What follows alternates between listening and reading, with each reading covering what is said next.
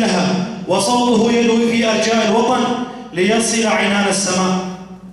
فكيف لا يكون لنا الرثاء لهذا الإمام الذي ارتقى شهيدا؟ عوائل الشهداء الكرام، إن فخرنا واعتزازنا بالشهيد لا يعادله فخر في الدنيا، فالشهيد وإن رحل بجسده فإنه سيظل خالدا في ذاكرة وطنه وشعبه وأسرته، لأن الشهادة هي أرفع درجات الإيمان وأسماها، والشهيد هو من ضحى بنفسه فداء لوطنه وأمته.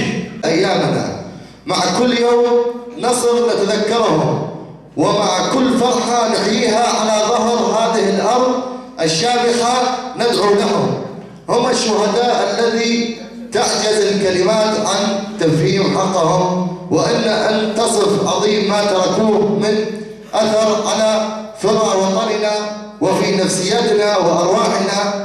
هم من فتح الله لهم باب من أبواب جناته، باب الجهاد الذي ولجوا بكل رضا حين باعوا من الله أنفسهم، والله اشتراها بجنة عرضها السماوات